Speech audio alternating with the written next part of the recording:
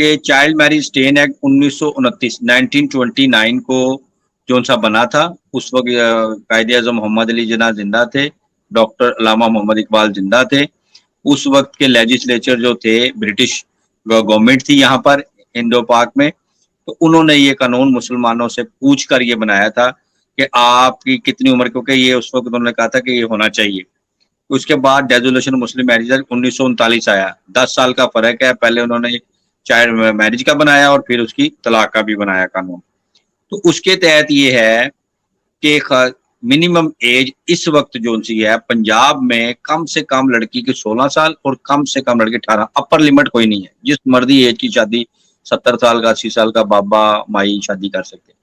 Minimum age 16 سے کم نہیں ہونی چاہیے اور 18 سے کم لڑکی. سندھ نے 2013 میں اپنا چائلڈ میرج اسٹین ایکٹ لے کر آیا نیا. ان کے تحت کم از کم عمر لڑکی اور لڑکی 18 سال کر دی. اس سے کم عمر اگر کوئی شادی ہوتی ہے اسے فیملی کوڈ اڈاپٹ نہیں کرتا. اس کے تحت ان کی سزائیں ہیں اور وہ سزا دی جاتی ہے. 3 لوگوں کو سزا ہوتی ہے، ایک شادی کرنے والے کو، ایک شادی کروانے والے کو اور ایک شادی کی معاملات رجسٹریشن کرنے والے کو. تو اس کے تحت قانون بہت کلیئر ہے. گارڈین کو بھی سزا ہو سکتی ہے، والدین کو بھی سزا ہو سکتی ہے، کوئی بھی کروانے والا، نکاح خواہ نکاح رجسٹرار کو بھی سزا ہو سکتی ہے اگر وہ چھوٹی عمر کے بچوں کی شادی کرواتا ہے. اب کیا ہوتا ہے کہ وہ ڈاکومنٹ پہ چھوٹی موٹی عمر لکھ کر جعل سازی کر دیتے ہیں. اس کے اوپر سارا یہ مہدی علی کاظمی صاحب کیس لڑ رہے ہیں کہ میری بچی کی عمر چھوٹی تھی، یہ دھوکے سے کراچی سے لاہور لے گئے، لاہور جا کے 16 سال کا شو کرا کے 18 سال لکھ کر ادھر شادی کر لی. اب یہ ساری چیزیں ہیں، اس کو ٹرائل کیا جائے. تو یہ اپنی نوعیت کا ایک کیس ہے، اس کے اوپر ٹرائل ہو رہا ہے. پہلے جو چیزیں تھیں وہ روایت کے تحت ہوتی نہیں، جی ہو گیا نکاح نامہ بن گیا جب چھوڑو. مگر مہدی علی کاظمی صاحب وہ شخصیت ہے جنہوں نے کہا ہو گیا جو کچھ بھی یہ ڈاکومنٹ دے رہے ہیں. مگر میں چاہتا ہوں ایک انصاف، ایسا انصاف جو اور ایسی فیوچر میں کوئی بچیوں کی شادی کر کے یہ جسٹیفیکیشن نہ ملے. اس کے اوپر پراپر ٹرائل کر کے قوم کی بیٹیوں کو جو چھوٹی عمر میں ہوتی ہیں اس ظلم سے بچایا جائے. تو یہ اپنا ہی نہیں، یہ قوم کی ان تمام مظلوم بچیوں کا کیس لڑ رہے ہیں کہ جی چھوٹی عمر کی شادی جو ہے نا یہ اس طرح دھوکے سے، اس طرح ٹیکنیکل سے پاس نہیں ہونی چاہیے. تو یہ سب سارا کیس ہے. آگے آپ دیکھتے ہیں انشاءاللہ تعالیٰ کہ کس حد تک کورٹس بھی وقت کے تقاضوں کو سمجھتے ہوئے ڈیولپمنٹ آف لا کی طرف جاتی ہیں، اور جو اس میں وکلا ہیں ان کا رول بہت زیادہ ہے. آپس کی مس انڈرسٹینڈنگ کو چھوڑ کر یہ ایک بہت بڑا کیس وقت کے ٹائم کا ہو رہا ہے، تو اس کے اوپر سب کو فوکس کرنا چاہیے. میری یہ سجیشن ہے. مہدی علی کاظمی صاحب کی بہت پروفیشنل ٹیم ہے اور وہ بہت محنت کر رہے ہیں. اللہ تعالیٰ انہیں کے مثبت کاز میں کامیابی ادا کرے. اور دوسری سائڈ سے جو ہمارا نیریٹو بیان کر رہے ہیں وہ پریکٹیکل ان حقائق کو سامنے لے کے لڑ رہے ہیں کہ اس طرح چل رہا ہے معاشرے میں، یہ ہو رہا ہے. پہلے اتنی کم عمر شادیاں ہو گئی، کورٹوں نے یہ کہہ دیا، فلانا یہ کہہ دیا. وہ اس روایت کو لے کے، اس پریسیڈنٹ کو لے کے اپنا کیس پلیڈ کر رہے ہیں. مہدی علی کاظمی صاحب اور ان کی پروفیشنل ٹیم اس کاز کے لیے لڑ رہی ہے. جو پہلے ہوتا رہا ہم نے اب آئندہ سے اسے روکنا ہے، چائلڈ ایج میرج کو، مائنر ایج میرج کو، ارلی ایج میرج کو. تو یہ اچھے کاز کے لیے میں اسے 100% سپورٹ کرتا ہوں، اپریشیٹ کرتا ہوں.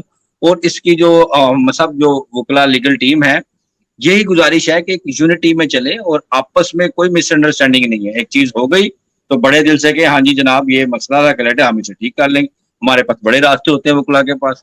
That's my point on this issue.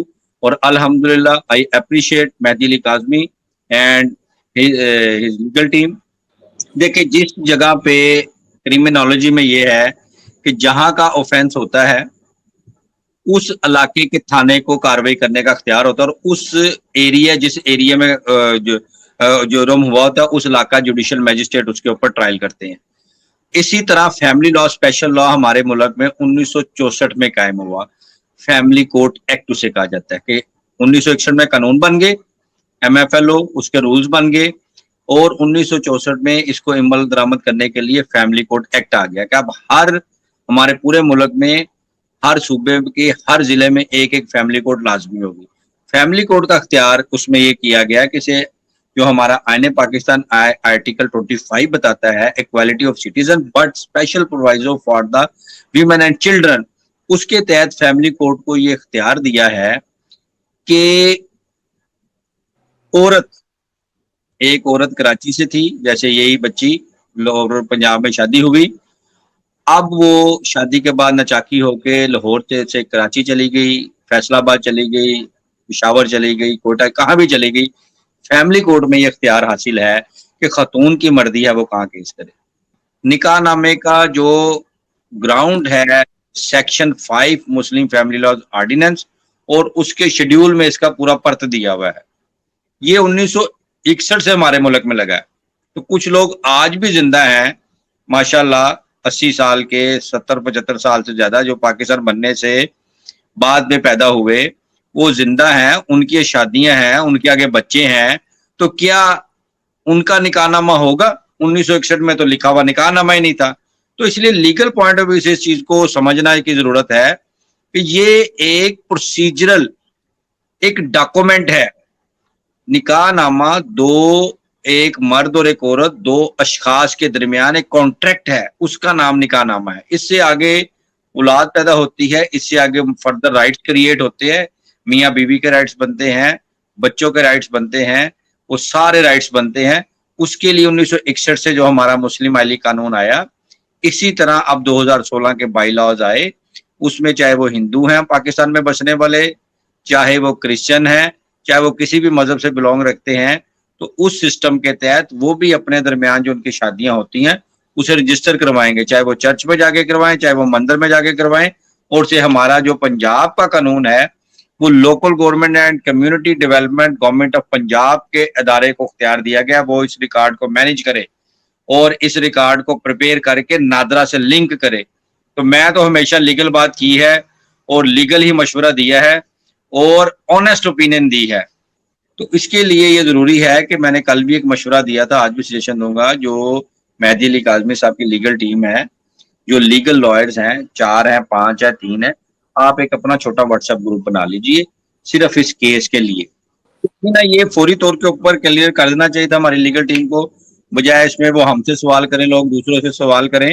تو یہ کل ہی آ جانا چاہیے تھا، جو آج ہمارے ایک بھائی نے وہ اپلوڈ کیا ہے اور بتایا ہے۔ اس کی وجہ یہ ہے کہ دیکھیں اس میں کوئی ایسی آراء نہیں ہے، ہمیں ایز اے پروفیشنل لائر اس چیز کو آگے لے کے جانا ہے۔ جو بھی اس میں ہے، میرا سجیشن یہ ہے کہ آپ کی جو لیگل ٹیم جو کیس کو کنڈکٹ کر رہے ہیں، ان کا ایک واٹس ایپ گروپ بنا لیں، تاکہ ایک اپلیکیشن، ایک ڈسکشن اسی گروپ میں ہو، اس میں مہدی علی کاظمی صاحب کو بھی رکھ لیں ایکسکیوز می، تاکہ آپ کے درمیان جو بھی ایک بات جائے، کوئی بھی ایک بندے کی سوشل رسپانسبلٹی لگا دیں کہ he will upload the thing on social media, اور یہاں آپ مل کے اسے ایک پوائنٹ رکھیں تاکہ وہ کلیئرٹی ہو جائے۔ اسی طرح انسان غلطیوں سے سیکھتا ہے، آگے جاتا ہے۔ اس میں ہم نے ایک چیز اور میں نے کلیئر کرنے کی کوشش کی تھی کہ ہمیں دشمنیاں نہیں پیدا کرنی ہیں۔ ہم ایک کاز کے لیے کہہ رہے ہیں کہ پاکستان میں child age marriage, early age marriage کو ہم کنڈیم کرتے ہیں، یہ نہیں ہونا چاہیے، یہ کاز ہے نا مین۔ اب اس کے اوپر مہدی علی کاظمی صاحب نے ایک سٹینڈ لیا، وہ کیس پہ پورا دل و جان سے لگے ہوئے، اور آپ ان کے ساتھ جڑے ہوئے، آپ کی جو سارے ساتھی قریب ہیں ان کے، تو اس چیز کو کاز کو ہم اپریشیٹ کرتے ہیں، ہم اس کے ساتھ کھڑے ہوئے۔ اب چاہے وہ اس والی سائڈ پہ ہیں، چاہے وہ اس والی سائڈ پہ ہیں، جو لائرز ہیں، جو پروفیشنلز ہیں، اگر وہ کوئی ایسی خطا غلطی کریں تو ہم نے اسے برملا بڑے اچھے مدبر طریقے سے کہا ہے کہ متعلقہ فورم میں جائیں۔